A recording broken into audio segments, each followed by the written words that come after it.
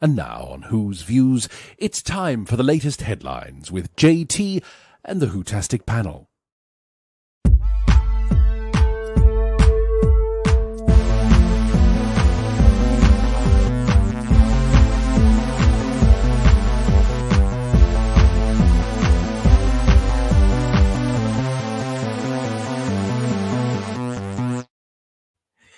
Hello, and welcome back to Who's Views. Yes, it's time for your headlines. Nice to see you all. Thanks for tuning in. This is the show where we want your opinions, your views. Let's have a discussion, shall we? Have you heard? The BBC. Shocker. It's still woke, apparently. Yes, there's been another report. And Craggs Rants. Let's find out who Craggs is all together later on during the show, because I'm sure you, like me, won't really know who they are. Let's bring on the Whotastic panel to help us go through all this tonight. We've got Third Doctor in, and of course we've got Paul here. Hello, both. Hello there. Hello. Lovely to see you again. Thank you very much for dropping by again. It seems like ages, doesn't it, since last time I saw you both, doesn't it? Time you've both changed so much. Yeah. Well, listen, we're going to start with some good news for once, everybody, which is fantastic, isn't it? And this is something that I know Paul's really keen on as well, because this involves the actor Samuel West, doesn't it, Paul? It does indeed, yes. And who's not a fan of Dimensions in Time? Yeah. That's a rhetorical question, I hope. No, it's not. well, yeah. I mean, yeah, he has been in the right. Let's have a look at him. This is Samuel West, the acclaimed actor these days. Samuel West. You will know his face, or do you? If I show you the fact that this is what you may remember him to be. There he is. There. Everybody, look at him. Yeah. From all those years ago with the wonderful and the glorious Kate O'Mara there from the aforementioned Dimensions in Time.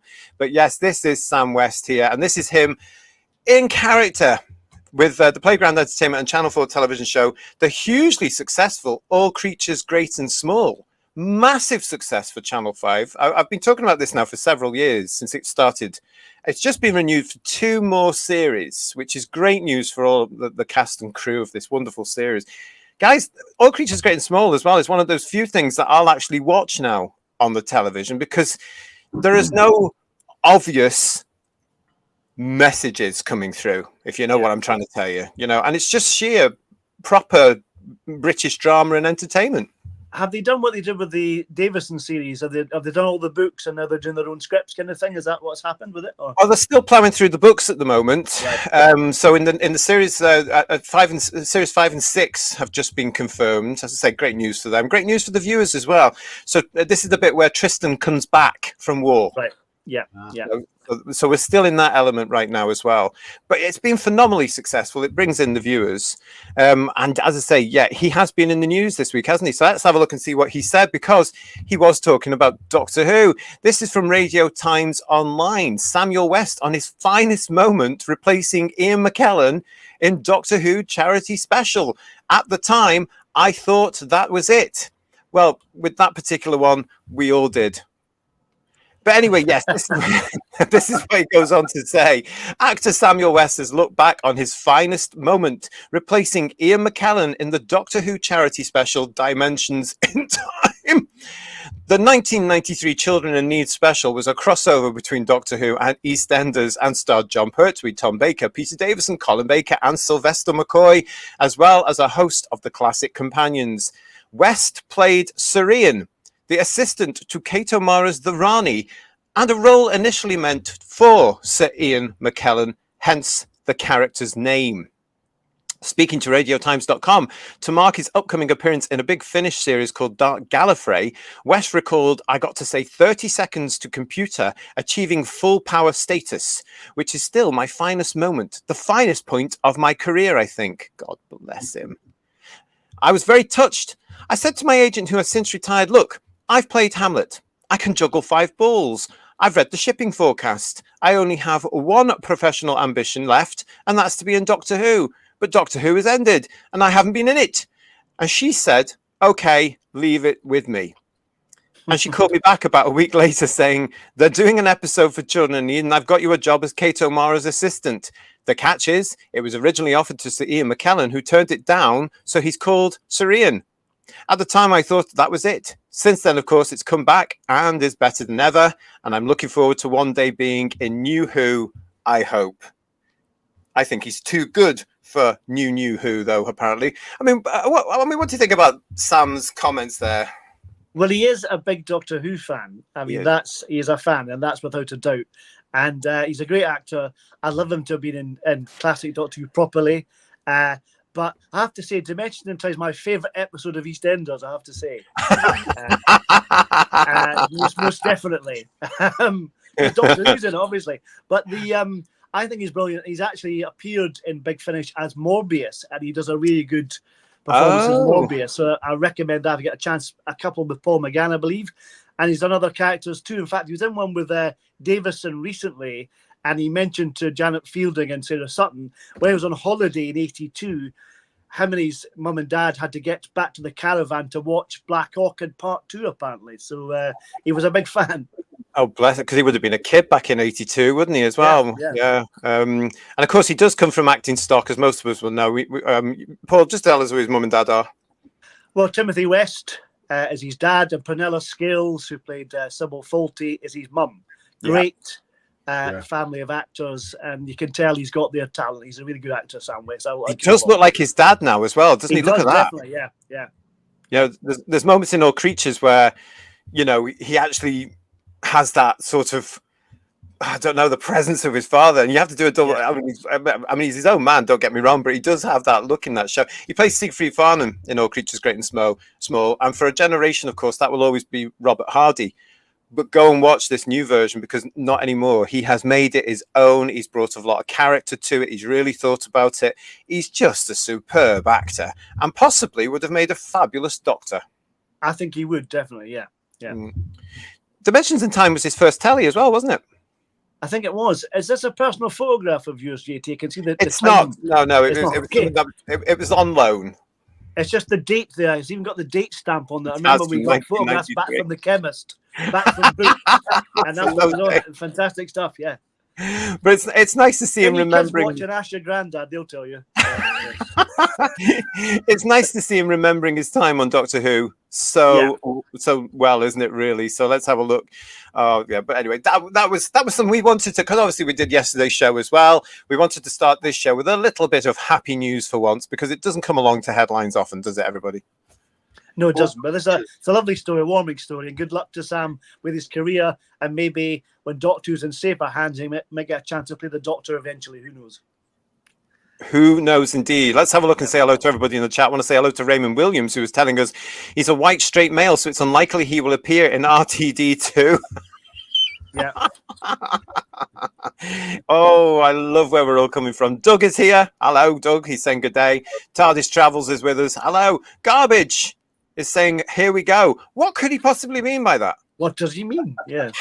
Who can say? I don't know. But yes, Garbage is there. And so is Kirsty. And of course, as ever, thank you to those two for being in the chat, looking after everybody there and making sure that everybody's happy and well kept. Timescales is saying good morning. Good morning. Or good evening from our point of view to you. Blue Worm is with us. Lovely to see you. Nice to see you. And the Meddling Funk is here with us as well. Meddling Funking his weekend with us. That's marvellous. Dalek, I love you. Hi to everyone. And Blue Worm is telling us that West was also King Caspian in the TV version of The Voyage of the Dawn Treader. I did not know that, because I missed that one because I was busy working, because I was a certain age. So I missed that one. I didn't know that. So that would have been on the BBC as well, Blue Worm. Interesting. That's really good. I saw him in a film recently where I wasn't. I think he was in 1917. You know, that big film from a few years back. I'm sure he was in that one. It was definitely one of the war films, and I think it was that one. So it's good to see him in that. Simon is with us. Hello, Simon. Nice to see you. Hi, Simon. And here's Digby as well. Evening, JT, and evening, lovely people in the chat. And of course, he means hello to you too as well, doesn't he? So that's fine. He says, I hope so. Anyway, yeah. All Creatures. We being ignored. Yeah. So. All Creatures has been very, very good for the economy of North Yorkshire because it's filmed primarily in Grassington. That's right. Yes. The vets was really around the market town of Thirsk, but Grassington is huge boost to its economy. But if you go into Thirsk, there is where the old vet surgery was. It moved onto an industrial estate on the outskirts of Thirsk because it used to be our local vets, and it goes under the name of Skeldale now, and it was used in the Yorkshire Vet. But the old surgery is the Heriot Museum, and there is a recreated studio from the original All Creatures with various bits that relate back, obviously, to our very own Peter Davison. So that's always interesting. And Alf White, James Heriot's real name, he was a contemporary and friend of Peter J. Walker, who wrote Constable books, which were the basis of the series Heartbeat, filmed in Gothland. Well, you see, what a mine of information you are. That's brilliant. I mean, that's fantastic, isn't it? I mean, when you see that show actually and where they film it, it's absolutely beautiful, and it does look ye oldie worldy. And you can get this out of the UK now as well. Some of you would have seen this, I'm sure, abroad, because it's been selling really well to other territories. If you haven't seen it yet, the reboot, the new version of All Creatures Great and Small, I really do recommend it because it's just pure entertainment. It's proper British drama as well. You can't see any sort of bashy around the head messaging from it because it's very faithful to what was happening in Britain at that day, and it's just a joy to watch it. You don't have to. You can sit down with the kids as well, basically, and not worry about some sort of lecture about something coming faithful in. To source material as well, and taking what the essence of the story is and actually keeping the essence of that, not changing it willy-nilly. Exactly. Yeah. Or and if there is any tick boxing in it, which I think there is, it's done subtly, so that they can get the thing on the air because it is an independent production. Blue Captain Jack is saying All Creatures has been wonderful as it always was. Sir Ian bought me a pint around the time of Dimensions. Oh, whereabouts was this? Do tell. do tell. Simon is saying the Midwich Cuckoos too. Oh, there was a classic, eh? You have to be a certain age to remember that one, I think. Quite scary, I seem to remember. And Digby is saying, imagine the Doctor played by a mature, articulate man again. I do all the time. It'll never happen in our lifetime. No, it's not going to happen anymore, is it? Especially, as he says, with a seamless link onto the next item, because the BBC is woke, allegedly. I don't believe it. We're available for Panto, anybody watching. Yeah. But no, the BBC apparently is woke. Now, this is something that we've all been speaking about for quite a number of years now, isn't it? And at the beginning of this year as well, we also reported on a particular report that had been published by the Common Sense Committee, who were actually saying the BBC is woke. The BBC is not reaching out. It's not reaching the audiences it's supposed to reach out, and it has shed millions and millions. Now they can't actually really deny that they've shed millions of license fee payers because we know that is true.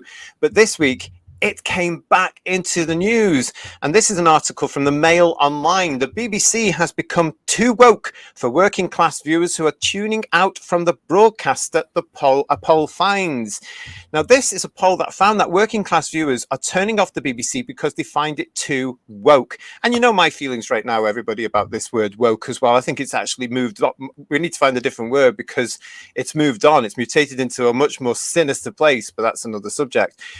The policy research business Public First found that a perception of political correctness in BBC News' coverage means a significant minority of working class viewers are tuning into rivals such as GB News and Talk TV. Shock horror. We've been criticised for talking about them on this channel, but stay tuned. Here we go again. The survey of 2010 people found that over half of viewers think the quality of BBC News has declined and become too politically correct. This number rose to 71% among Leave voters. Interestingly, 17% thought the BBC had become more right-wing in recent years. Look at him laughing. Look at him laughing there. That's brilliant. It continues. The chairwoman of the inquiry, Baroness Tina Stowell of Beeston, says the inquiry will also look into impartial news coverage of topics including net zero and immigration. Baroness Stowell said that news coverage had to meet audience expectations, that diverse experiences be reflected, and to not be patronised. A BBC spokeswoman told The Times, the BBC reaches more adults from low... I don't know, I've gone into a funny voice, sorry. The BBC reaches more adults... Mary Whitehouse, can I just check? The BBC reaches more adults from low socio-economic group, I can't speak now, economic groups than any other media organisation, and is the most trusted news provider in the UK. The BBC is for everyone, and we are working hard to ensure our news is relevant and useful to all our audiences, and to show audiences why they can trust us. Right. Do we trust the BBC, gentlemen? No, not at all. No. Not a chance. No. So I'm still reading from the fact that we have a common sense campaign. That is like, I never thought in 2024 you have a campaign for common sense. That is just crazy, isn't it? It is, isn't it? Well, yeah. Sorry? It is sad, isn't it? It is actually sad now, because, you know, the fact is, I think we mentioned this on one of our previous shows, didn't we? You know, the fact that we've had the campaign for common sense is around and has been generated shows there's no common sense anymore, and it has all gone down to. I mean, this show itself, that the one we're talking on, that we're going to be talking about common sense again coming up very soon with throughout these headlines that we've got for you tonight. But what is going on? You know, this is it. But for the BBC to turn around and say we don't believe that, it says a lot, doesn't it? Well, it just goes back to the fact they won't accept any criticism, so they're in denial. They won't accept anything, so they can't improve on. They're not going to learn from any complaints. They're not accepting them. They're not taking hold of them and actually, you know, commenting on them and saying, "Well, actually, you're right. This is woke. This is well, blah blah blah blah blah." They're just ignoring everybody, which is why do we pay a TV license? They have to be responsible, like we said last night. They have to be accountable for something, don't they? Well, they're supposed to be. Yeah, I thought so, but. They have very slopey shoulders when it comes to accountability, don't they? Mm. Well, it does seem like that, isn't it? Hello to you all for joining us. Nice to see you all again. And yeah, bring your opinions in. Let's have this discussion here. Let us know what you think about all these topics we're talking about tonight, as you have started to do. Daryl is with us again. Hello, Daryl. It's lovely to see you, mate. Presumably, the BBC turned down the opportunity to remake All Creatures Great and Small. Now, apparently, this ties in with what we're talking about here. So thank you for bringing that in. You see, sometimes it looks as if this show's planned, doesn't it? Where we get from one subject to another.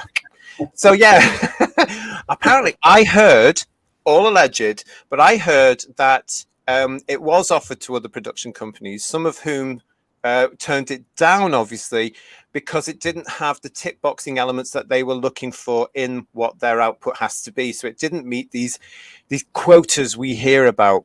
But good on Channel 5 for saying yes, because it's been a massive hit for them. And for the production company doing it. So we've also heard of other projects that have been turned down allegedly by the BBC for not ticking those boxes. And we do know that 20% of their output has to show the DEI, doesn't it, guys? We've talked about this. And they're turning around in that statement against this accusation that's come out again, and they're still pushing this "no, we're not" line. It doesn't sit with me at all. I think it shows that they are insulting the intelligence of the audience, really, because they think that we believe that. And I mean, with Channel 5, I think it was a no-brainer for them, because they had huge success with, and I think it's still ongoing, with the actual Yorkshire Vet sort of like fly on the wall thing. Yeah. That's been massively successful for several years now. Yeah. And because that obviously had the Harriet connection, then sort of like segueing straight into a dramatization of the books again would probably make a lot of sense for them, because they've done a lot of the groundwork.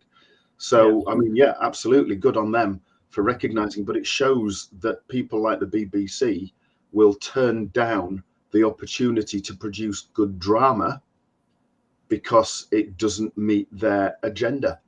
And you think, well, you're there to inform and educate and entertain. And entertain shouldn't be only if it ticks certain boxes.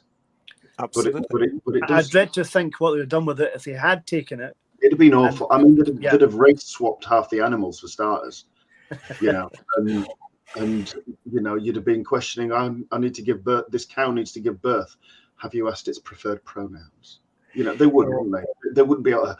There'd be half the characters would be from Africa anyway, going on about colonialism, and they'd have shit all over it. Let's be honest.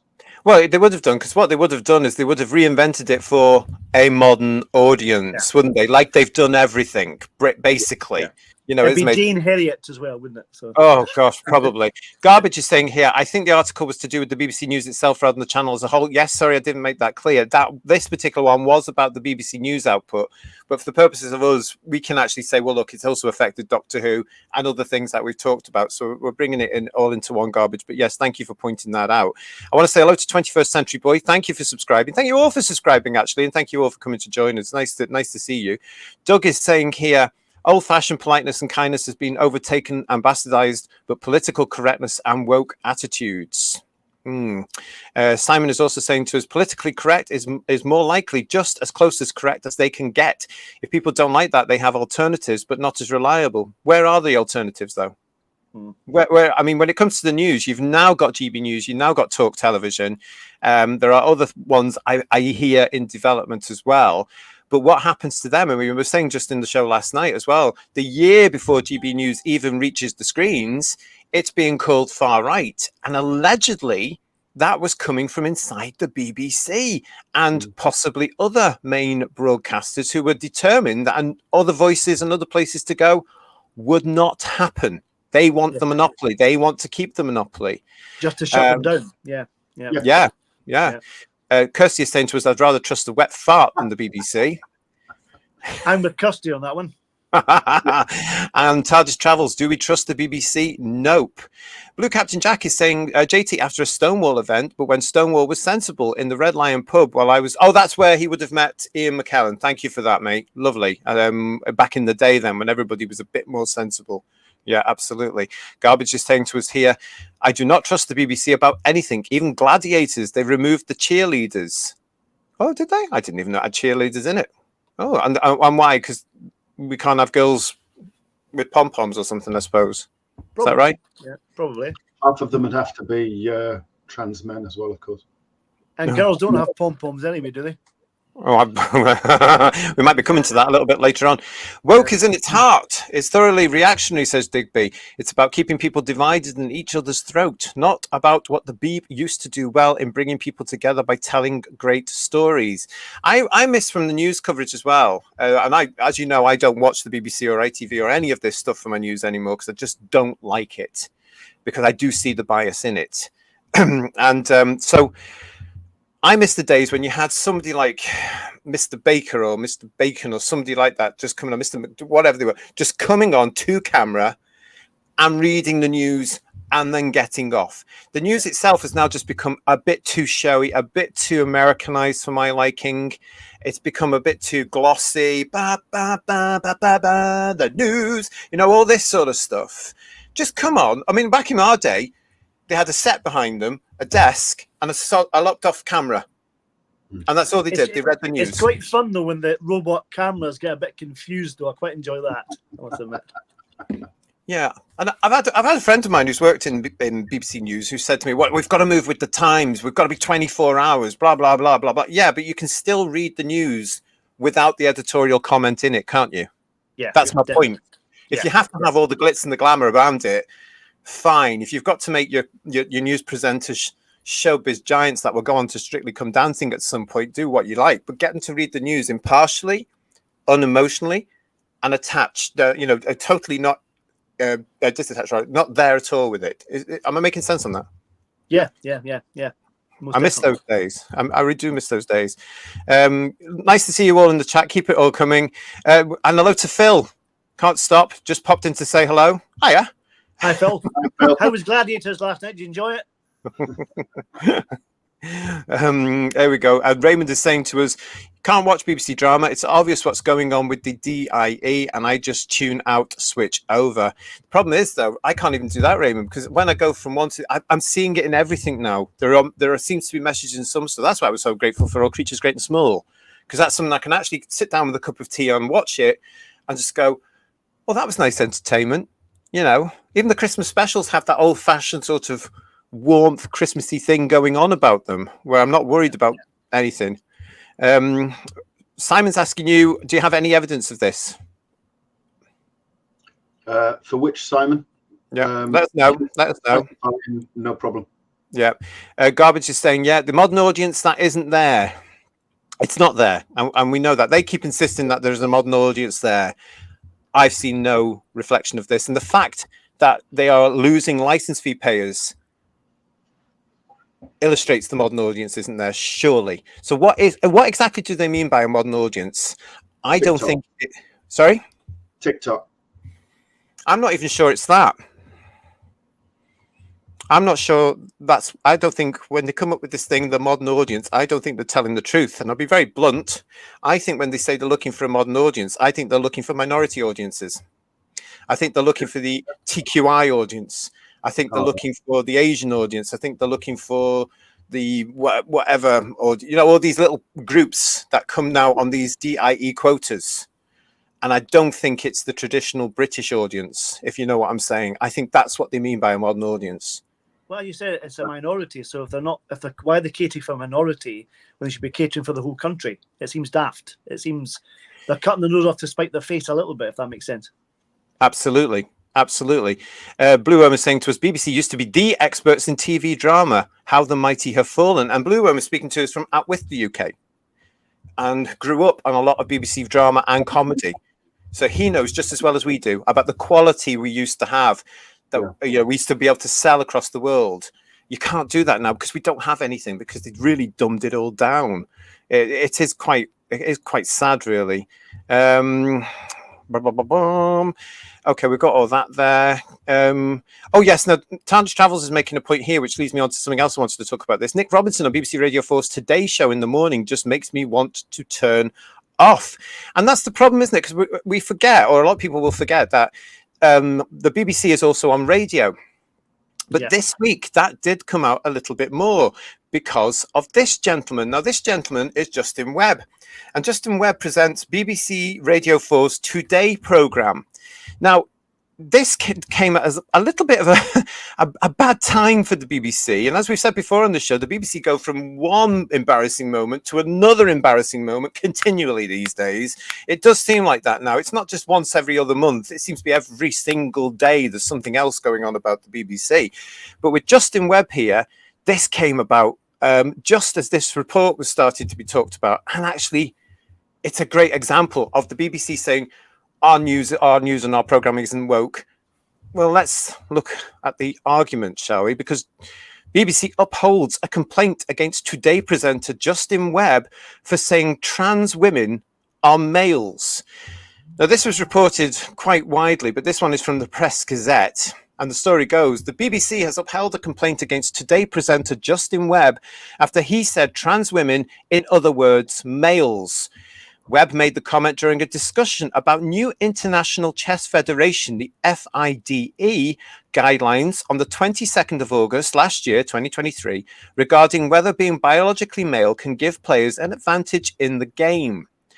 A listener complained, and I'll repeat that, a listener complained that the comment amounted to Webb giving his personal view on a controversial matter in breach of the BBC's requirements on impartiality. The BBC's Executive Complaints Unit said in a ruling published on Thursday last week that it was not in a position to determine Webb's personal opinion on the issue, but that it was not necessary to do so in order to judge whether he had breached impartiality rules. It said the ECU understood Mr. Webb's intention in using the phrase trans women, in other words, males, was to underline the question arising from the FIDE guidelines, but noted a press line issued at the time included an acknowledgement that his phrasing did not convey an entirely accurate impression. In relation to impartiality, however, the ECU considered it could only be understood by listeners as meaning that trans women remain male without qualification as to gender or biological sex, and that even if unintentional, it gave the impression of endorsing one viewpoint in a highly controversial area. It therefore upheld this aspect of the complaint.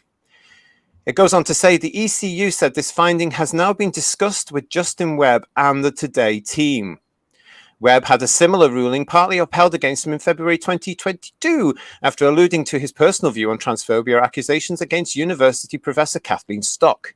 During an introduction on Radio 4's newspaper review in October 2021, he said, and quite a lot of coverage still of Kathleen Stock, the academic from Sussex University, who's been abused by students who accuse her falsely of transphobia. In the same month, Webb was criticised for asking Liberal Democrats leader Ed Davies if there should not be spaces where biological males cannot go in reference to trans women. Okay. Can I say, all he did was state a fact. A fact. What he said was an accurate fact. So what's the problem? Ian? Oh, he should have said he identified as Gary Lineker. He'd have got away with anything, wouldn't he? But absolutely, Paul said. Absolutely, what Paul said.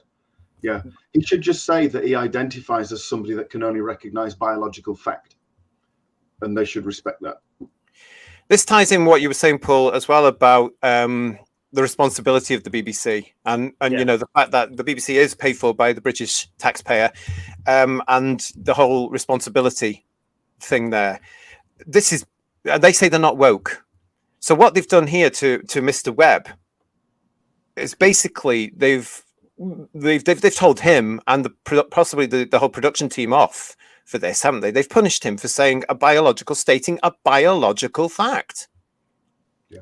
Like I said, the same thing happened on Question Time with Professor Winston, and he's a scientist, and he did the same thing.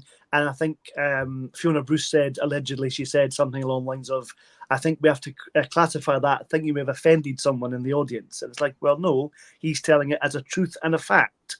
So what is the problem with that? Yeah. Science is important in this, isn't it? Yeah. Well, you would think so. Yeah. I hope so. Yeah. But it's not, is it? I mean, we're seeing more and more. We're going to be coming to something else about this very shortly. We talked about it last night. The whole terminology they're using, the way they're writing things now, it's happening all the time. I mean, this also, I mean, as far as I'm concerned there, Justin Webb is a hero because he stated something absolutely factual, and he's done it several times now. So he's obviously not having any of this. So, you know, Mr. Webb, if they're not careful, they may lose Mr. Webb, another talent to their competitors, because he could possibly decide at some point, I've had enough of this. I've had enough of being told off for telling the truth. I am not going to lie. I am absolutely right in having my opinion, which in the United Kingdom, that is actually protected by law. Yeah. That view, which is the right view, it's an absolute factual view. It's protected in law, and we know that now because we're seeing lots of companies being taken to court over this by employees that they've dismissed because they're following certain, agreements or guidelines or whatever. Not wanting to name any charities that could be doing it. I think you'll all know who I mean. But, you know, and they're winning. So this is a protected, but they could lose another bit of talent here. He could just say, I've had enough of this. I'll go over to GB News or wherever he wants to go to, couldn't he? Yeah. Enjoying Andrew Marr. Yeah. But he's another different way. He's very confused. I don't think he would say anything like that. The BBC seems to be absolutely terrified of this. Now, in that there, it says this is a controversial subject. When did the World Who viewers get to this point where stating biological fact and scientific fact and truths is now considered controversial? Yeah. What's gone on? And it's going to take more people to actually say it's not controversial. This is a fact, in order to get these idiots in show business listening. Because at the moment, they're not.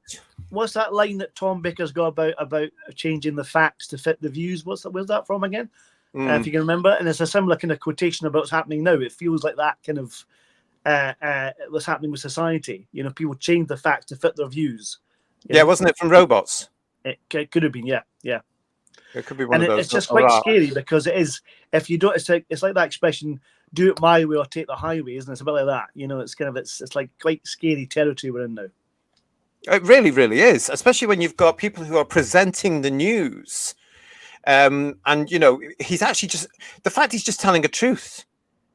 And then somebody on high has come back to say, no, you're breaching in our impartiality. And as you said there, Ian, so a particular fella called Gary can do whatever he likes with no punishment at all, and even boast about having helped to rewrite the BBC's guidelines about how staff can use their social media.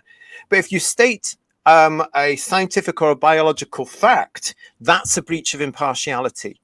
And the BBC are turning around to people defending themselves, saying, no, we're not woke and we're here for all.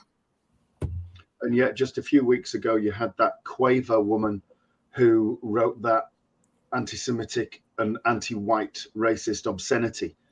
And she only was pulled up and then eventually sacked because of the public outcry, not because that anybody in the BBC felt that she should be punished. It was done as a reaction more than anything else. The BBC as a whole, the higher up you go, the more and more in that direction they are. I don't think there's probably anybody that isn't left or far left in the upper echelons of the BBC, and all that filth just filters down, and it infects everybody else. There is definitely a problem. I mean, we've illustrated several stories now about the BBC from press accounts, haven't we? So it's all from the press, and we read it, and then we discuss it here on the show. But there is a problem. There are several tiers of problems in the BBC, and it doesn't seem that they're looking at doing anything. And at this point, I'd just like to also say that in 2023, so last year, it's now been revealed that of the last 1.7 million complaints against the BBC, of which over a third were for bias, just 25 were upheld. So that's now a figure that's out there. They had 1.7 million complaints against the BBC, of which over a third were for bias, and 25 were upheld. And others, like our complaint that we talked about yesterday, were just washed away. No, not our problem. 1.7 million complaints. Sorry? 1.7 million complaints, of which over a third were for bias. So over 600,000 complaints about bias, of which 25 were upheld. Dear God. 25. It's shocking, isn't it? The law of averages would return a much, much higher number. The sooner they get rid... Based on that, they can't deny they're not biased, can they? No, they Well, they do. They are. They are. This Yeah. week they've done that. But the sooner they get rid of the internal procedures for the complaints, and it goes to Ofcom or something like that, an external source. Yeah. I'd like to see the figures then. And I don't know. I hear, and it's all alleged, that they're resisting it. But I think it's about time the blooming government came in and said, right, okay, you're tough. It's going to happen. And then, of course, I also want to see the scrapping of the license fee, but that's just my personal opinion here. I've got Simon coming back to us saying, quite not as reliable to support Trump. They support Trump openly, for example, what the BBC do. Is that what you mean? I don't know. So I'm catching up with you all now. Keep all your chats coming. Nice to see you all.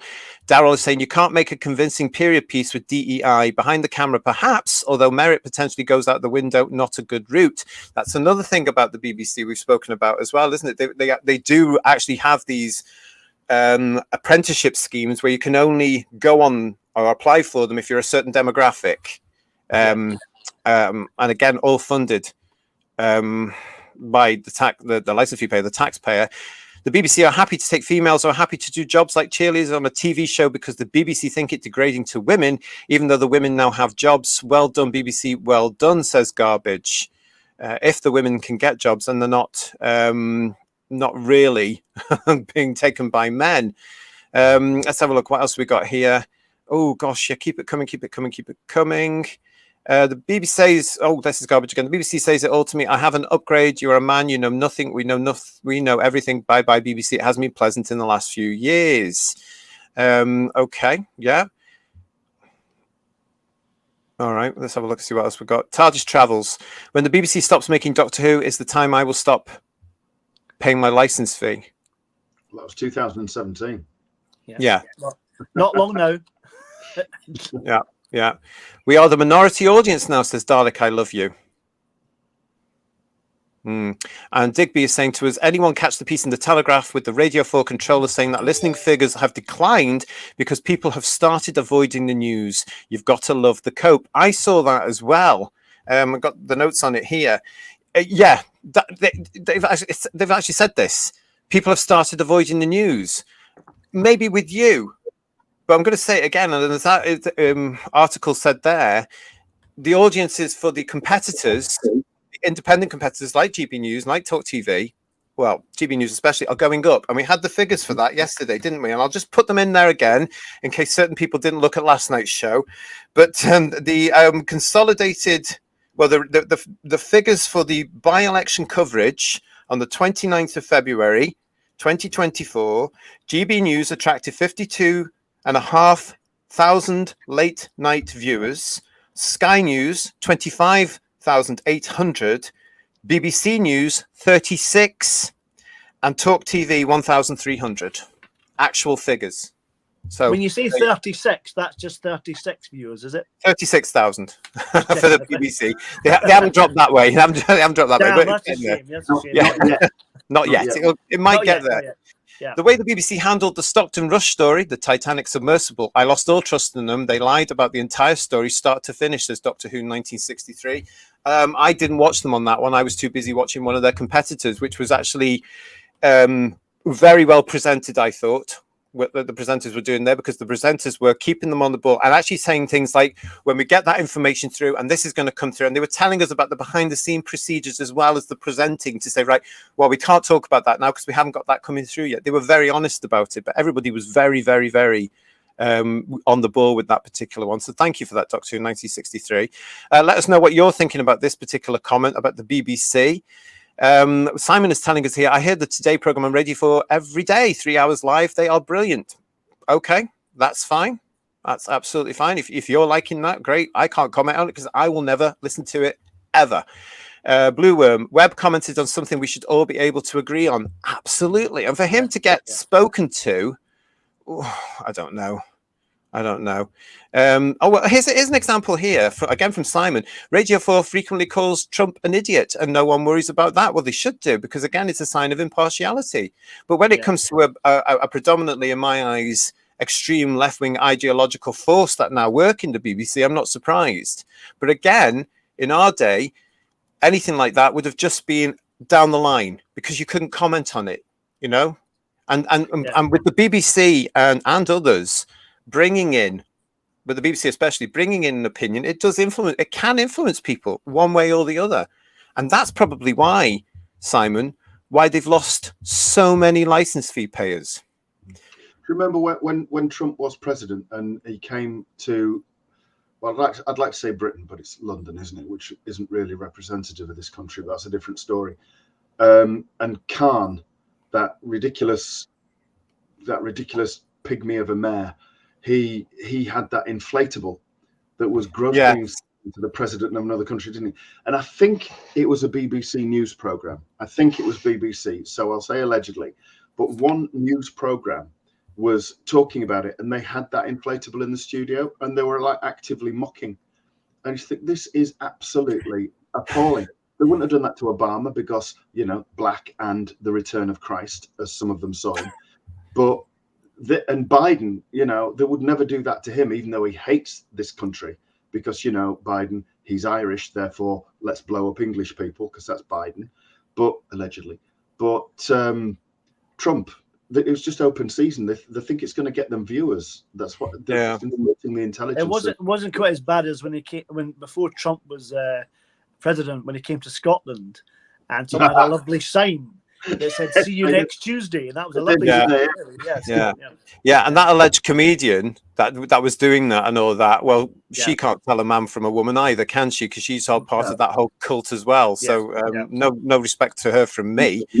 But this is where it all kicked off, and it's all been there. I mean, I think I may have said it on the show before. I noticed it with the Brexit thing, and this is when I started to get disillusioned really with the BBC News. Because I have friends that voted for Brexit, and they are very reasoned, intelligent, hardworking, pay their taxes, citizens of our country. They were asked for their opinion. They were asked to vote. And they did, and it didn't tie with the expectation. But I noticed on that one that those people were friends of mine and others that were voting like them were getting called all sorts of ots and ists and all that. And that's where I started to really wake up to all this. Go, no, actually, they're my friends you're talking about, and they've been asked their opinion, and they've done their democratic duty of responding to the call for a vote. They should not be judged, and that's the end of it. And it's still continuing in today. And this is why we've got this massive war. People call it the culture war. It's not just that, it's a political war. And I now see it after this week in our political history. I see it now as the war for democracy. Yeah. I really, really do. And if you've got a national broadcaster such as the Beeb, who is not representing the views of all the people in the United Kingdom and is being led and run, as we are seeing in our own show with Doctor Who, by people that are only one side and are employing an echo chamber and continuing to favor an echo chamber, that's going to harm democracy. Because this is the start of a dictatorship. Yeah. Because all we're asking for is to be able to continue a debate here, to have a discussion rationally and talk about it, but you just get shut down all the time and you're wrong, you're a phobe, whatever, etc. Peter is saying it all here for us. The world's gone crazy. Yeah. And it's Stop the world, I want to get off. Yeah. Well, it has gone that way, hasn't it? Because we're seeing it. It's now come into our favorite television show. Who thought this in 2004, 2005 when they brought it back? Who thought that we'd be where we are? Because we've now got a production team, a returning production team who had a massive success the last time round, who are actually looking at the possibility of an abysmal flop this time round because they're just not in tune with not just the fan base, but with the United Kingdom public. Yeah, it's very odd. It's very, very odd here. Let's have a look. Kirsty is saying to you, Instagram warns you for liking people and pages with opinions. Does it? Oh God, that's ridiculous. And Simon is coming back to us saying, Radio 4 Today, Question Time, etc., are all hard-hitting, balanced, carefully said. And as I said, and as close to try as possible, it's not just Justin Webb, but it's not the job of the BBC. I'm going to disagree with that completely. I don't think. I'm having watched. I'm a big fan of Question Time. I watch it quite a lot, and very often that they've got people planted in the audience allegedly to stir things up. So it's not as balanced as you might think.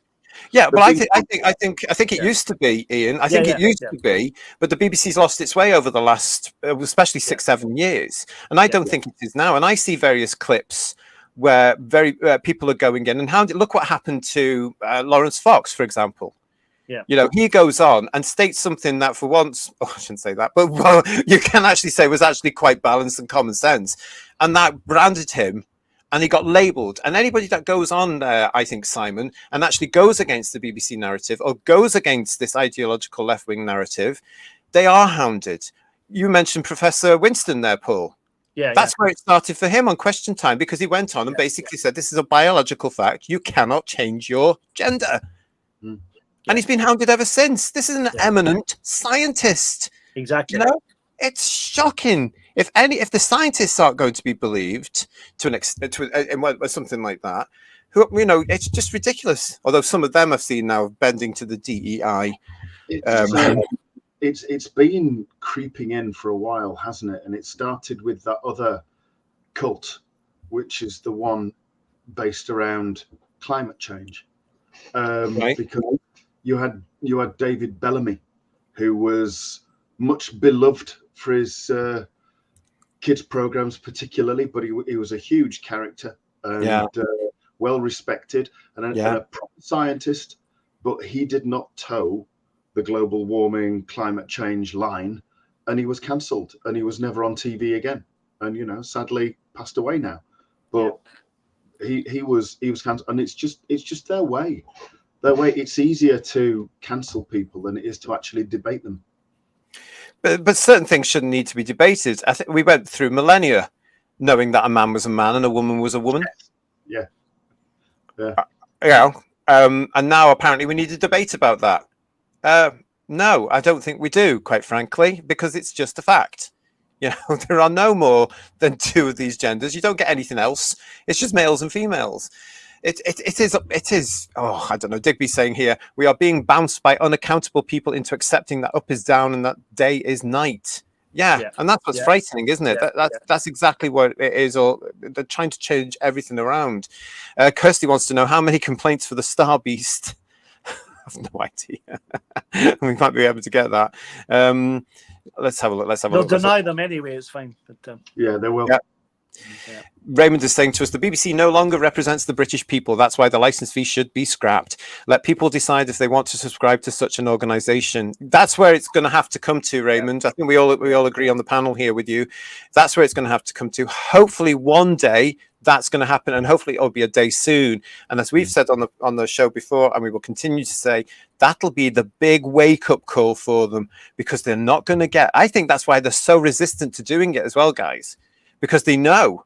Because they can see the license fee going down and down and down and down. They know the British public are going to turn around and go, well, what are you offering us? You know, Doctor Who and EastEnders and Strictly Come Dancing is not enough to keep your subscription service to the BBC going, is it?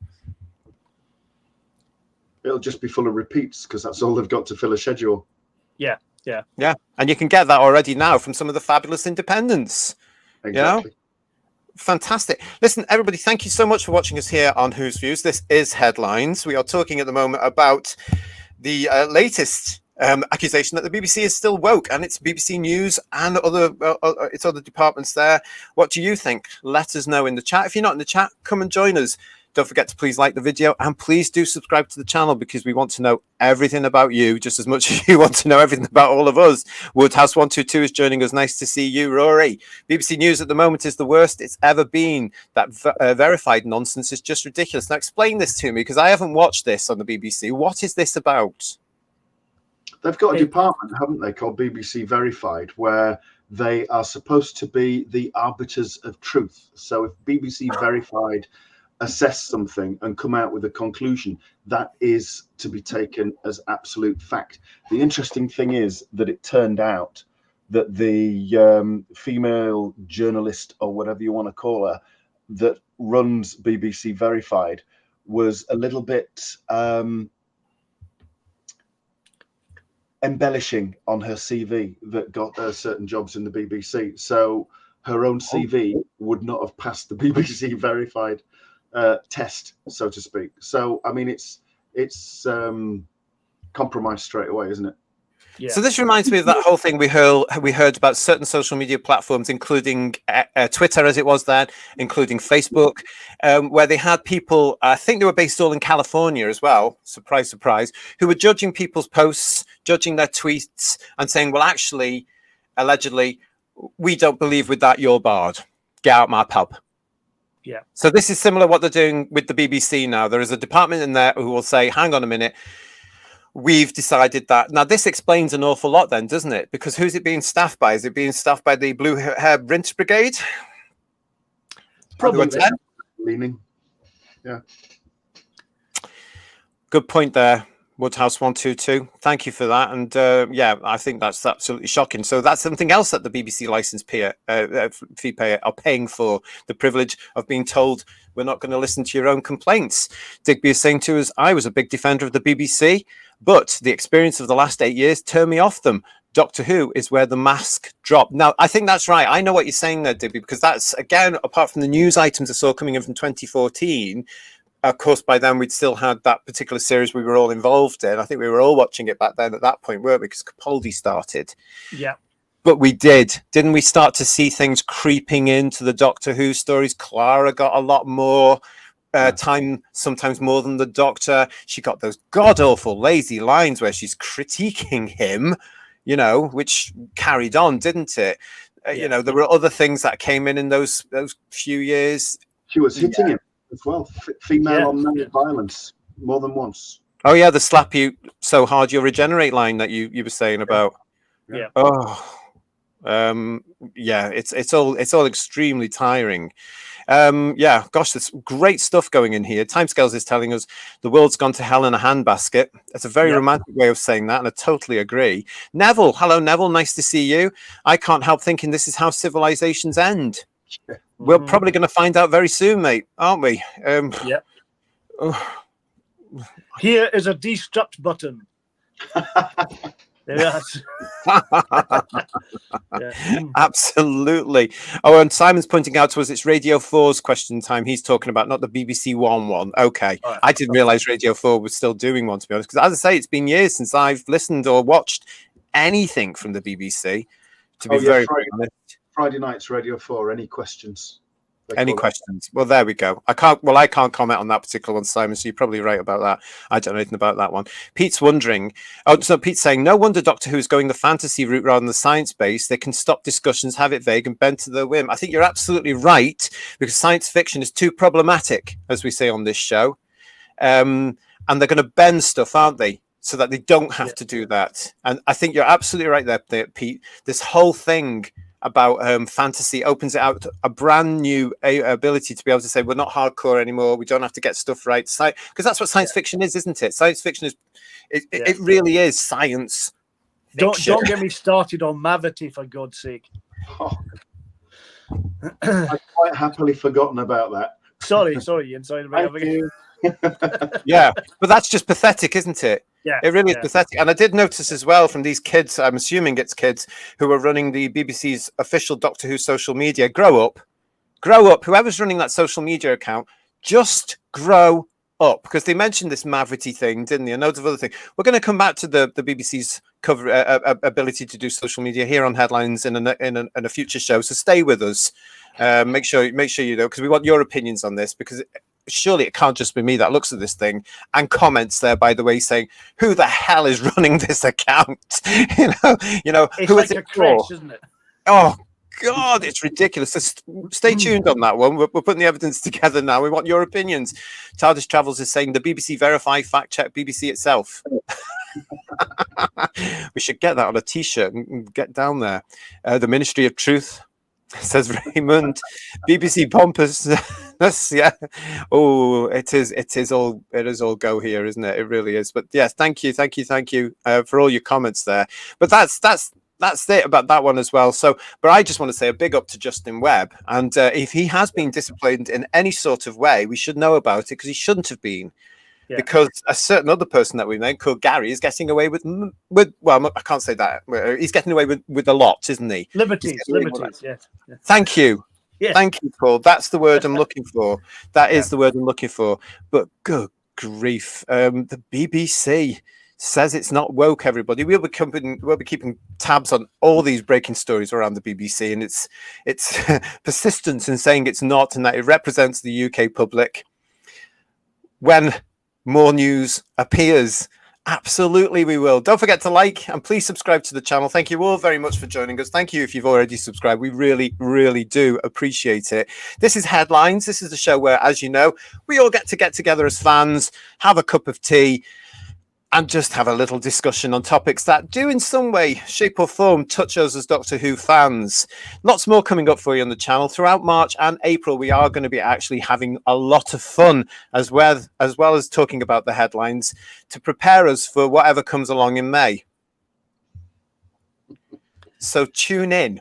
This month in March, we're going to be looking at the Peter Cushing Doctor Who films for a good old laugh. So join us for those. They're all going to be arriving on the channel very soon for you to make sure that you subscribe to, and so that you don't miss any of those. So that's going to be a bit of fun. And wait till you see what we've got coming up for you in April. Just a bit of balance for us all, everybody. And before we're going to need it, because we're now going on to the next story. Oh, goodness me. You.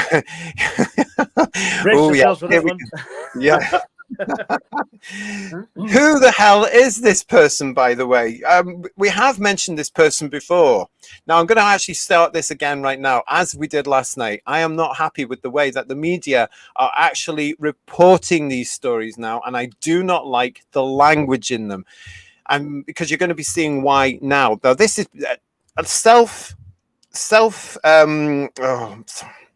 I don't know how to pronounce this now, or say this now, rather. Anyway, this is self-appointed trans influencer Charlie Craggs, who has been associated with Doctor Who, as proven by this.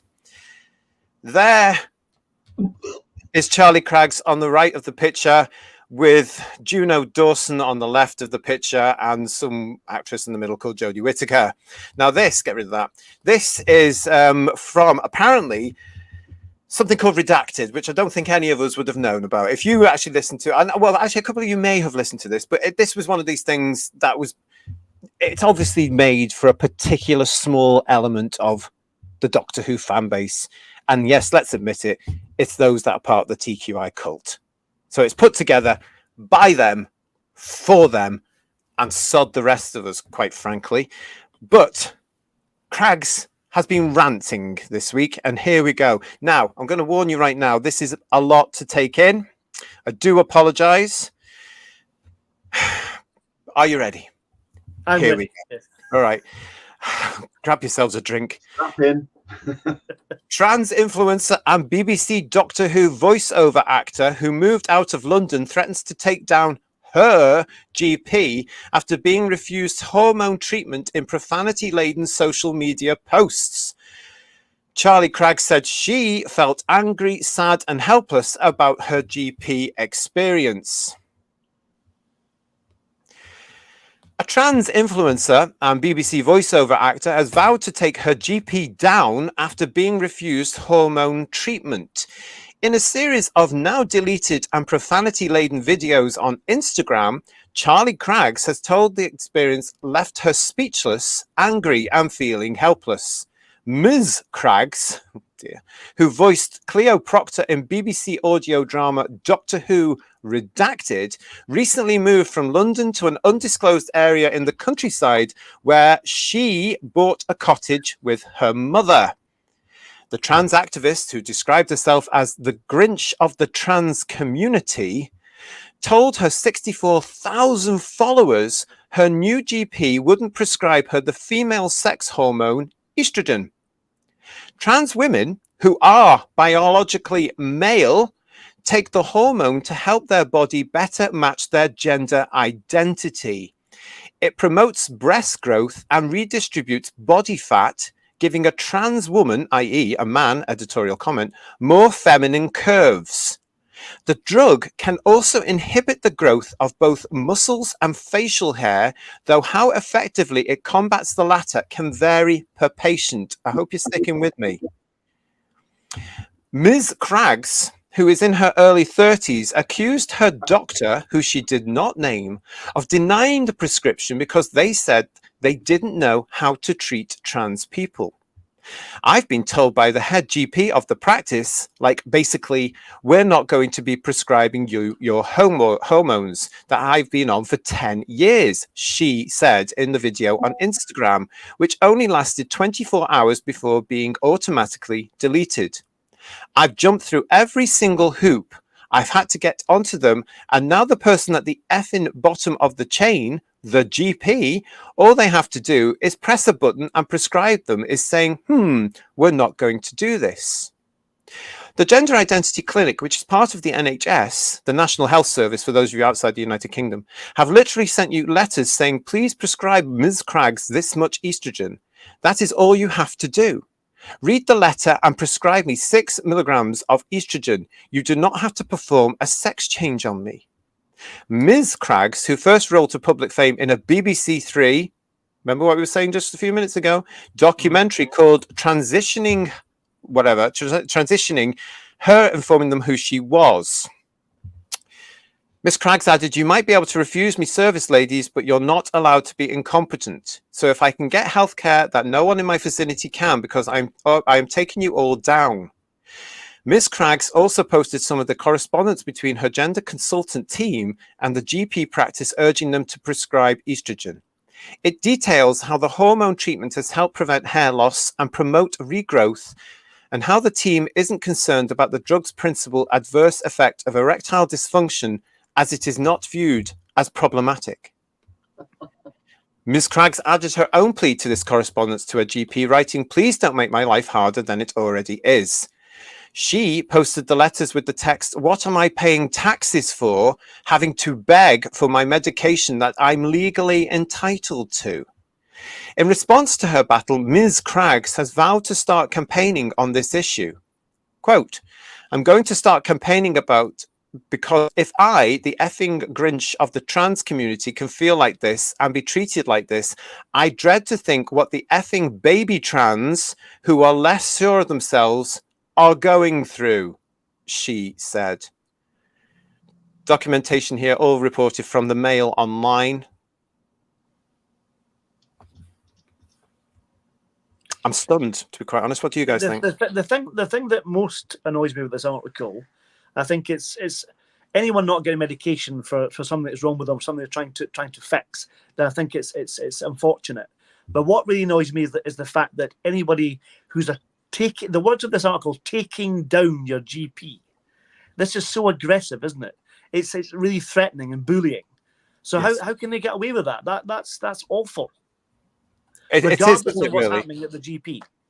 Well, it is. I mean, what does that mean? I'm going to take you down. I thought that as a threatening thing as well. Now, Ian, you saw this story in the week. What was your reaction when you were reading this, when you were looking at this? I think it just oozes entitlement. Yeah. It says, I'm not going to call it she. It says that it's jumped through all the hoops. Well, I'd love to see it jump through the flaming one, just for shit and giggles, quite frankly. But I think that sense of entitlement and that view that if I do not get what I want because of who I am or what group I represent, then I am going to cause major trouble. And let's just propose for a second, said it's in a rural location. So whatever surgery they've got is going to cover a lot of people in quite a wide geographical area. They usually do. That if this thing is able to take down this GP practice and it's closed, there's no giving a shit about all the other people that's going to affect. The old, the infirm, the people who are genuinely ill, who need medication to get well, not to treat some mental disorder that they've got. And frankly, I don't think estrogen is the drug that person needs. I just got very, very angry reading it because it's just full of hate. Yeah. What would be interesting to find out is why, obviously we can't pry too much of it, but why the GP stopped it. There must have been a reason for it. And that doesn't come out in the article, but there must be, to hear the other side of the story would be interesting, wouldn't it? Well, I've got something that I'll just read to you here now, if I may. On the right-hand side of that, UK regulations mean a GP is within their rights to refuse and to issue a prescription for a patient, even if it comes from a team of specialists, like in Ms. Craggs' case. Under British law, it is the prescriber of a drug who becomes legally responsible for providing it, and by extension, any potential adverse reactions. In practice, this kind of situation generally occurs in niche areas of medicine where specialist medics issue requests for GPs to supply powerful drugs that they may be unfamiliar with. Yeah, I think any form of medication, if not for a long time, has to be assessed at certain points in your treatment. So I think that perhaps the doctor was considering maybe the patient needs to be reassessed at this point in a medication, perhaps. Yeah. But there's nothing stopping them going private. I mean, they clearly have money. There's nothing stopping them going private. And to be quite honest, estrogen is a fairly common drug. They could get that somewhere else. Kirsty agrees with you by saying go private there. And I'm going to come to you in the chat as well, because, of course, you've all got your opinions on this. Very important. So we'll come to you all in a second. I had a conversation via X with a trans woman this week about this, because I saw this on X as well. And I commented, and then this trans person came back to me and commented. It was very polite. It was very civil, I have to say, because this person was of a certain age. And so this trans woman, he and I had this conversation, and I said this because she was basically saying, we have to wait so many times. We have to wait on the NHS. It's ridiculous. We have to wait for this, and we have to wait. And then I turned around and said, right, well, try waiting for brain surgery or for cancer treatment or for heart or for kidneys. I said, this is the NHS. Welcome to the club. Welcome to how British life is. Shut up or go private. Yeah. It's all very polite. Don't get me wrong. It was all very polite. But the response that came back was, I can't afford to go private. And I just thought that said something. So I said, yeah, I understand that. Not many of us understand. Yeah. That's what the NHS is about. And that's why it's so busy. And the fact that the country has millions more people in it now than it did when it was set up over 75 years ago, whatever it was, that explains why there's waiting lists, as well as other issues, which we're not going to go into. But that's it, isn't it? At the end of the day, there are more people in the United Kingdom now, and it can't handle that. So you're going to have to, if you can't go to being private. But I just thought at that point, again, it was all very civil. It was very polite. We parted on good terms. We both said, thank you for the conversation. Really enjoyed that, because we're both a similar age. We were grown-ups talking about this thing. Very refreshing, very nice. But, you know, it was a real case of we had to agree to disagree, because I said, I'm sorry, but trans people don't, in my book, jump before people that need real life-saving surgery. There you go. Yeah, absolutely. And the thing is as well, and I can tell you this as absolute fact, that you take a large hospital, for example, and 90% of the beds in that hospital are taken up by non-scheduled patients. So 10% are the beds taken up by people who've got scheduled appointments and they're coming in. The other 90% are people that the hospital did not know were coming. So, you know, accidents, emergency, overdoses, suicide attempts, all sorts of things, you know, accidents in the street, accidents in the home, things like that, things that the hospital did not know, that were not planned, that hadn't gone through a referral procedure. 90% of a hospital's beds are taken up like that. And 10% are the ones that are able to be scheduled. So that's why there is such a large number of postponements and delays and things like that, because they're not dealing. You look at a hospital, you think, oh, there's 1,000 beds there. Well, actually, for your elective surgeries, there's only 100 beds there. Yeah. And the more people you have in, I mean, like we've just seen, haven't we, that they've given 1.7 million visas in this last year. So that's 1.7 million more people that we know about in this country. That will have access to the NHS services. Have access to the NHS services, but that's 1.7 million that in the main won't be paying tax that contribute to that service. And people do say, not wanting to go off on a tangent, but people do say, all right, okay, well, that's 1.7 million people potentially more working that are paying tax, but in the same breath they'll say, but they're taking those low-paid jobs that nobody else wants. Well, those low-paid jobs often aren't taxed.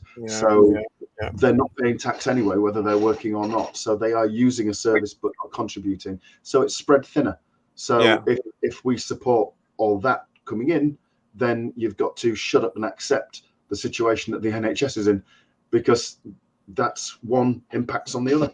But it doesn't, does it? I mean, I think you're right with a certain amount of entitlement here, because this does comes across. It does comes across from the trans activists as well, or in the case of Craggs, call himself whatever this is, a trans influencer. I've never heard of that one before, but that's what he's calling himself.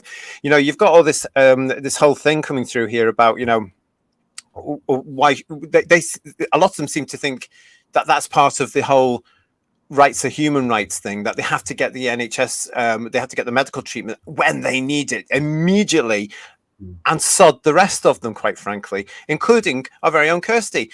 I'm trying to get officially diagnosed with endometriosis. Get in line with disappointment in the GPs. Exactly. We've got Blue Worm. Why the hell should we care? The reason what we all care here is two points. Firstly, Doctor Who was associated in this article, which is our TV show, and secondly, because we're paying for it all, aren't we? Garbage is saying here, TQI, I think that's the three people on the totally unbiased, independent, official BBC Doctor Who podcast. Again, it's down on that sort of thing, isn't it? Blue Worm is also saying he's been on male hormones all his life, bloody hard work. Yeah. Raymond, when somebody wants to do self-harm to themselves, why do they think that a GP should be forced to help them? The GP also has the right to say no to their request. I think that's, I mean, we don't know the full context of this, but I do feel very, very sorry for the GP involved here. Now, we do have to reiterate, it does say in the article that these posts on Instagram have now been deleted. I should bloody well think so. But the internet doesn't forget, does it? The damage was done to this person, this Craggs. Gary, so you're more important than patients waiting for cancer results, for example. That's my point, isn't it? Yeah. The entitlement is staggering. Yeah, it's just like a tantrum. He's having a tantrum. That's what it is. Absolutely. Yeah. Yeah. Exactly Simon what is it saying to us, getting any sort of treatment for long COVID is incredibly hard. Ditto PLMD. Yeah, it is, isn't it? They say, and I quote, "This is complicated and I don't know anything about it." She did say, "Sorry, I'm for the NHS." I think we're all for the NHS, but I do think it needs a good kicking. You know, one of my family who worked in the NHS all her life, her and her mates back in the 80s, 90s maybe, was saying that the worst thing they could ever do is get rid of the matrons. And what did they go and do? And then they replace them all with administrators. And what do administrators do? Administrate and budget and look at KPIs. And the NHS is also guilty of spending millions on DEI trainers. When I was in the hospital, I was actually quite annoyed to see all those bloody LGBTQI bloody things around them. Those things they put their keys and stuff on all the way around them. Because I'm not LGBTQI, so you're not representing me, but they've all got on that bandwagon. It's just ridiculous, isn't it? It's all nonsense. And that comes from if they stop all that nonsense and paying for jobs that actually are not necessarily needed and just treat everybody like medical professionals should be treating people as a human being, why do you need all the DEI stuff in there? Why do you need to spend money on all this nonsense? Because you're saying Stunning and Brave works for the BBC as part of the chat there. Timescales is saying taking someone down, quote unquote, is a threat in the USA. I'm pretty sure that would have violated the rules of Instagram. Maybe that's why it was deleted. Yeah, it should have been. Yeah. We don't know why the GP said no. She will do what's best for the patient. That's what you get from it. It's that's what doctors are there to do, and we go along to trust our doctors, don't we? And I'm sure. Well, I'm not sure, but I'm actually thinking there might be more to that particular story, especially with the story coming off Instagram as well. But I mean, it's just ridiculous, isn't it? It really is. Benny Hill's private and NHS hospital sketch comes to mind, says Gary.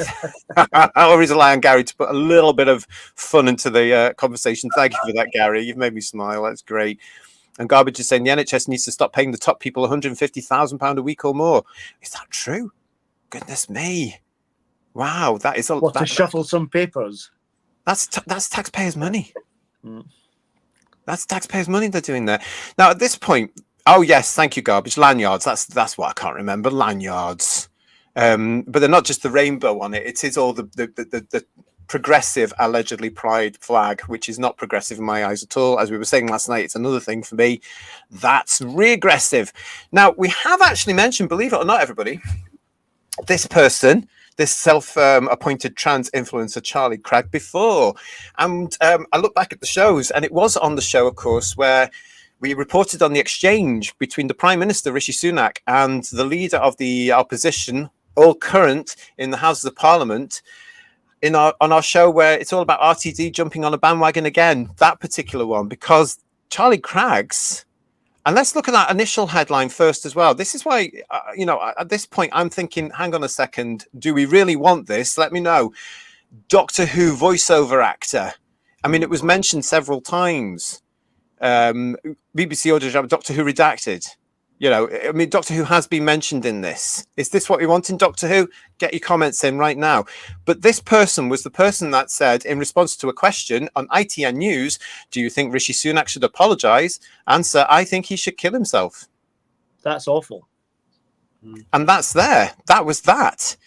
If you're ever wondering, said one particular person on X who will never name on this show, if you're ever wondering whether Charlie Craggs will ever reprise her Doctor Who redacted role on screen, saying the PM should kill themselves in an ITV interview might scupper that, but definitely worth respecting.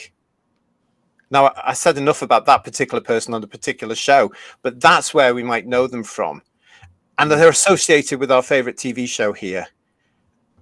Oh. But again, it's a threat of violence again, which I find really abhorrent. That's the problem. Well, this person is obviously unbalanced in a sense. And the other thing that gets me about this as well, as I said on last night's show, I do not like that wording. That is not a woman. It's a trans woman, biologically male. And I was saying on the show last night, wasn't I, guys? Maybe the age of being polite to these people at this current time is over. Maybe we do need to start referring them instead of she as he. And trans men as she, because it's getting too much. I think it's running amok now. It's becoming too much. We've now got trans couples saying, "Oh, we're the first trans couple." Yeah, there's quite a few of you actually to have a baby. Oh, hang on a minute. Yeah. What? Yeah, you've just switched genders to an extent. You're heterosexual. Congratulations. So I don't know. It's all. But it must be some kind of miraculous conception, though, surely. Isn't this? It's massive. Though. I mean, this is what we've got to put up with. And again, ITN News, that particular one. This is awful. And again, the effect on fandom. This is an alleged fan. You will all know who this is. Never will mention the name of this person on the show. But to respond to that, see how everything's tied together here, everybody. Do we want this in Doctor Who? No. And it's pandering to the delusion. And you shouldn't do it. Shouldn't do it. No. But they're being let away with it as well, aren't they? They're absolutely getting away with it. And coming out I with... don't understand why. Sorry, can I actually hear to what Gary just said? Yeah, for those of you listening to us, Gary Bryant has just said he just wants to say best wishes to everyone with health issues on this channel. Absolutely. And for those of you out the UK, the NHS is a gift, really, here in the United Kingdom, but it's a gift that is in trouble and has been for many, many years. It gets millions and millions and millions of taxpayers' money every year. It's always increasing, no matter what anybody says. It really is. But it's very questionable as to where the money does go, in my eyes. That's my opinion. And the staff that work in the NHS, well, good grief, they put themselves into early graves, don't they? But there we go. Yeah. There we go. I just want to say to Spielcab, who's joining us here, my timeline got confused. What am I doing here? Hello to everyone. Anyways, hello. Hope you're enjoying the show. Thank you for joining us. Thanks for coming into this. But yeah, so let us know. What do you think about this issue? Because this what's his name? Charlie Craggs has been associated with Doctor Who in this report, and we've now got two examples of him being. I'm going to be polite and say fairly aggressive, overtly aggressive here. I would say violent, probably, yeah. Possibly, yeah. I mean, where does it stop and why? I mean, it's really, really embarrassing from my point of view. It's really embarrassing that this is associated with Doctor Who. When you consider that somebody can post, a straight person can post on X something political and actually have the police turn up at their door in numbers, and yet something like that can say something like that with complete impunity, that just highlights again two-tier policing in this country. As we said on one of our previous shows, in terms of that kind of violent terminology and influencing people, about like we said about RTD with his comment on Rishi Sunak and the Tory government, I think it's only a matter of time before something more tragic might happen as a consequence of this behaviour. Well, there was that boy the other day, wasn't there, JT? Remember? Yeah. He'd been reading various things. He'd been influenced. And we're not saying he's been influenced by anything from the BBC or anything production-wise anyway. We're not saying that at all, but it could have been, because they mentioned that it was external pressures that made this kid go a little bit.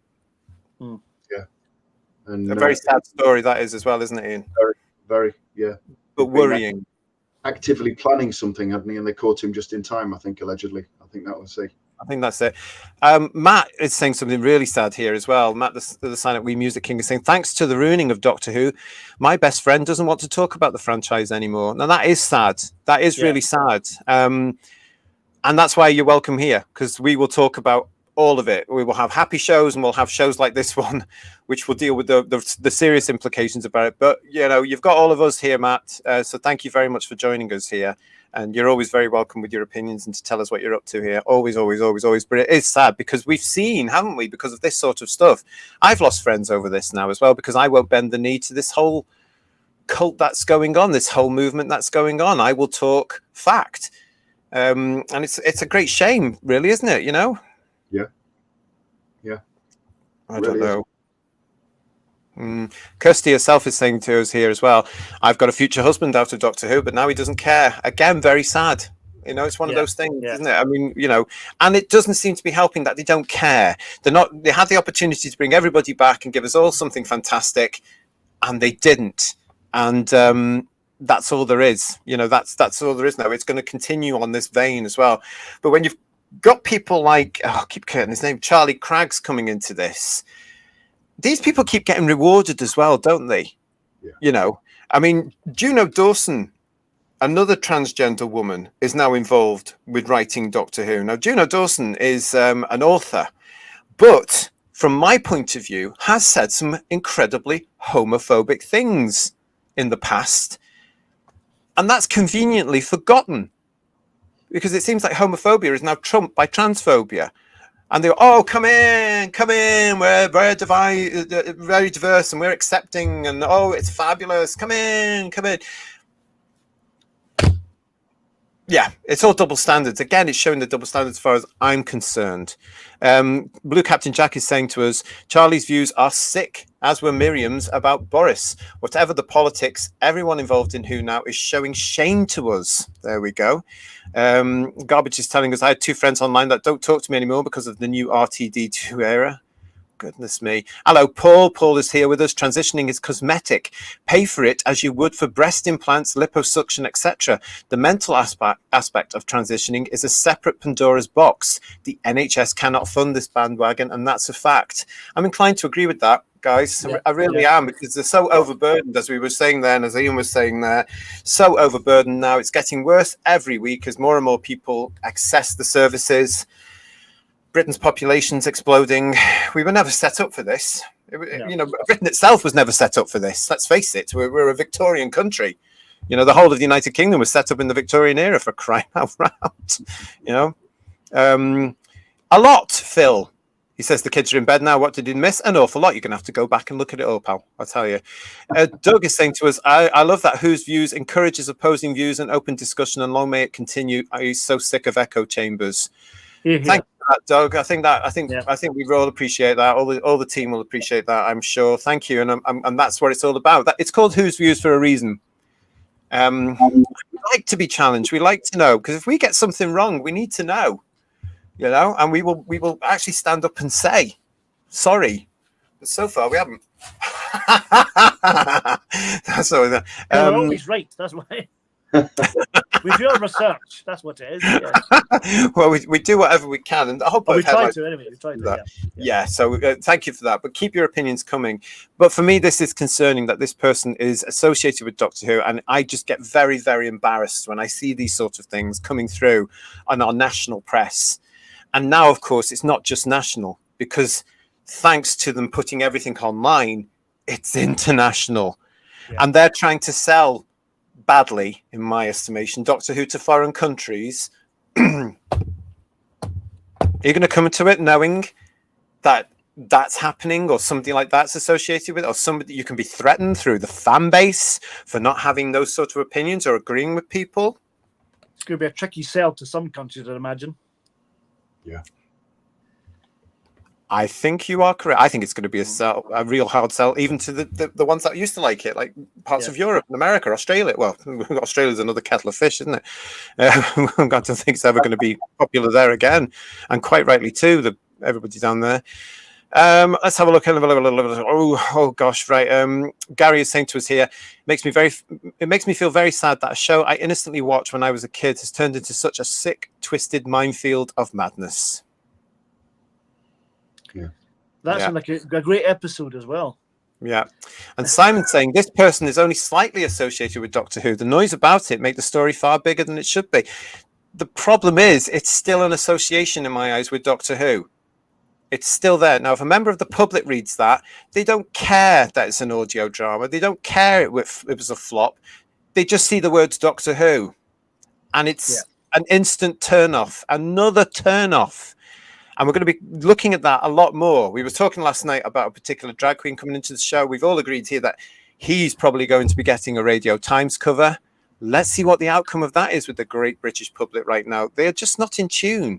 And these people should be punished. And I don't think they will be. I think they'll be staring out of a Doctor Who website or Doctor Who magazine in the next year, laughing and joking and pretending everything's fine when they've been commissioned to do another series. It shouldn't be, because you've got talented people like Gareth Roberts, who was cancelled immediately. Because of a baying mob. It's all one-sided. It really does get to me. It really gets to me. I'm not bothered if they are, only slightly associated. It's the fact that it's Doctor Who that's there, mentioned a couple of times in these things. It's ridiculous. It's happened a lot. I mean, it's always happened, hasn't it? Since Doctor Who really achieved popularity, it's always been a headline grabber if you put Doctor Who in there. I mean, and let's face it as well. If we're watching the news now, looking at a newspaper and we see headlines and it refers to a doctor who did this, and we see the words Doctor and Who next to each other, our eyes are just straight on it, aren't they? Yeah. But, I remember years and years and years ago when they were filming, or when they were preparing to film Kinder, the character played by Richard Todd, the actor previously meant to play it, was murdered. And so he'd never been in Doctor Who before. I think he may. Was that not the actor in Resurrection of the Daleks? Wasn't that Frontios? Wasn't that Frontios, rather? Yeah, Frontios. Peter Arne. It's Peter Arne you're thinking of, isn't it? Yeah. Was that Frontios? Yeah, that was Frontios with Peter Arne. Peter Arne was murdered, and what nobody admitted at the time as well. It was a gay bashing, apparently. Yeah. And the newspaper articles, even though that guy had never been in. And apologies for thinking it was Kinder. Got my mixed up there, but I'm sure. Close a Doctor Who fan, Ian, for goodness' sake. I know. I'm sure BBC Verify. You're a fake fan. That's what you are. My shame. He'd never been in Doctor Who before, and obviously was never going to be again. But the headline was Doctor Who actor murdered. Yes, because it sells it. Yeah, it just sells it. Always has. Yeah. And it was scary seeing that. I think it was on actually page 3 of one of the papers or something, because I remember seeing it that day.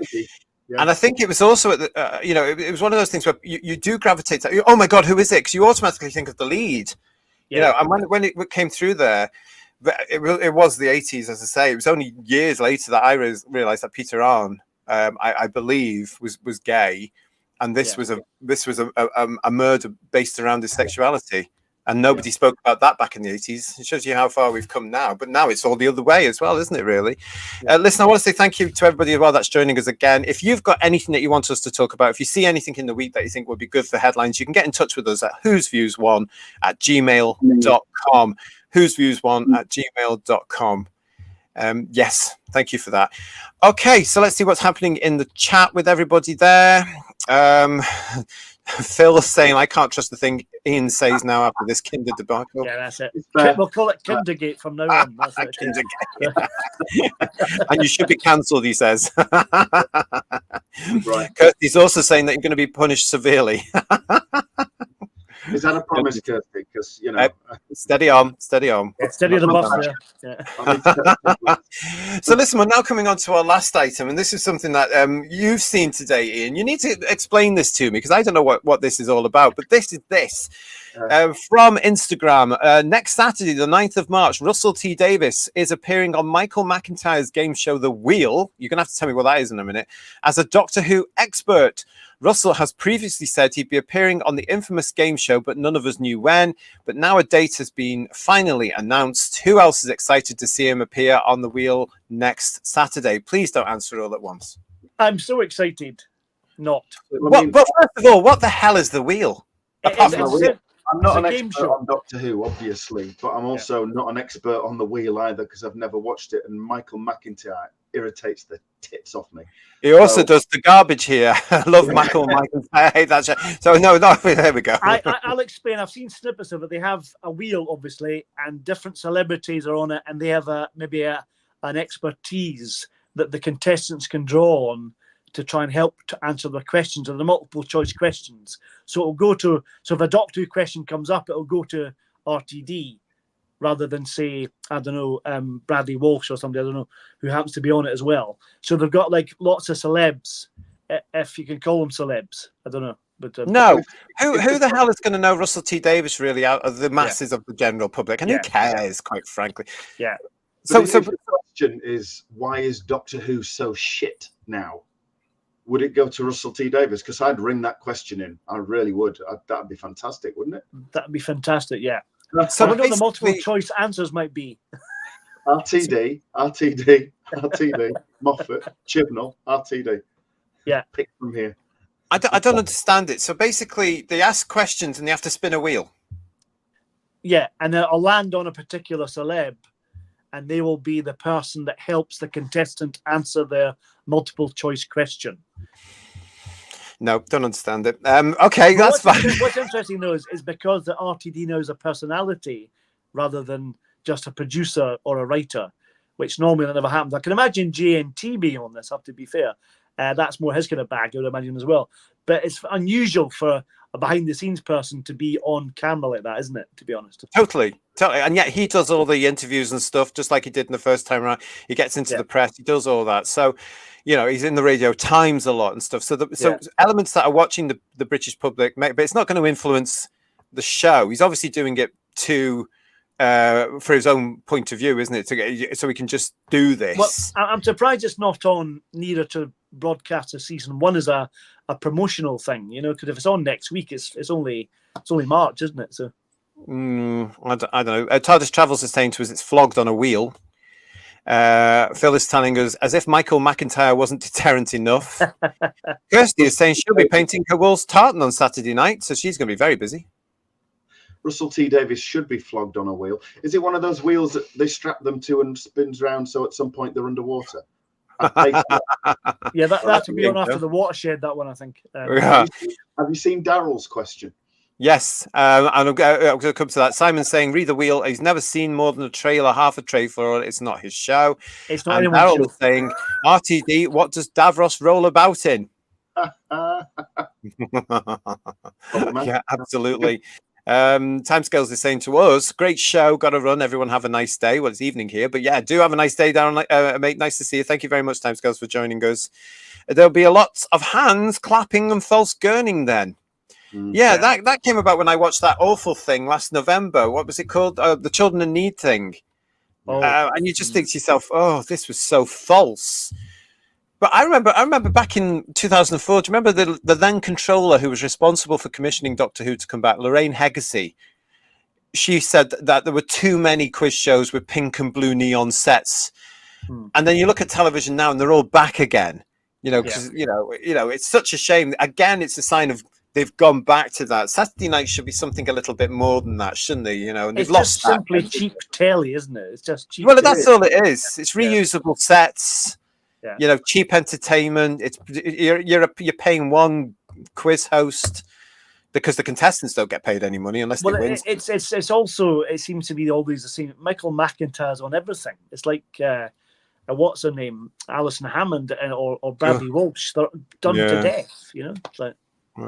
Raymond is saying to us here, we will need to help RTD out. Will you know the David Whittaker, Terry Nation, Terrence Dix, Robert Holmes, Douglas Adams stories? I don't know, but I won't be watching it. So you guys are going to have to tell us because we will have to talk about this. How did he do? Let's see if we can get our headlines put around this one for next week, shall we, everybody? Can I predict it saying Russell T Davies knows nothing? That's the headline. Spielcab is saying, funny enough, in Germany, here a headline including Doctor Who wouldn't make it. Yes, that's referring to all the stories we've had. Here, though, it sort of still does because people it's ingrained into our culture and it's always going to be now. So when you see a headline with Doctor Who, your eyes do draw to it, even if you're not necessarily a not-we, because you get it. And that's the problem. I mean, somebody once said, there's no such thing as bad publicity. Yes, there is. Yeah, there really is. Times have changed now. There is things like this because now it's serious bad publicity, and issuing warnings like that person was doing, that's really bad publicity, isn't it? Really, that's what we've got to be aware of. And then there's this one. McIntyre will be in Who soon, no doubt. He will be after speaking to RTD on the wheel, probably. Yeah, in a Christmas episode or something bizarre like that. He'll be the next Tollmaster or something, a remake of Delta and the Bannermen or something. God forbid. I wouldn't put anything past them. Well, listen. Thank you everybody for watching us tonight. This has been Headlines from Who's Views. Hope you've enjoyed it. We've been here today. We did yesterday as well. So you've got 2 shows this weekend. If you didn't see yesterday's, go back and have a look at that. Thank you so much, everybody, for all your comments and for participating in the show. We really appreciate it, don't we, guys? We do indeed. Thank you for watching. Yeah, we really, really do. Don't forget, if you are new to the channel, please do like the video. Please subscribe to the channel. We've got lots coming your way. It's not always about the headlines. We are going to have some fun in March and April as well, as we try and get you ready for whatever's going to happen in May. That's all we're saying. We're going to have some fun leading up to that. Thanks very much to everybody in the chat. Thanks to Garbage and also to Kirsty, of course, for being in there and looking after everybody too. We will be seeing you again very, very soon. In fact, tomorrow at 7:30 here on the channel, Badouia is going to be here as part of our visitation series, chatting to me about his visit yesterday to the BFI, where they showed the animated version of the Celestial Toymaker. So if you're interested in that, come and see what he's got to tell us all about that tomorrow here on the channel at 7:30. In the meantime, keep your eyes out for a headline, because as soon as they make a headline, we're going to be here to report it. So from myself, Dr. Ian and Paul, we'll see you again very soon. Thanks very much, everyone. Thanks, everyone. Bye-bye. Bye. Bye-bye.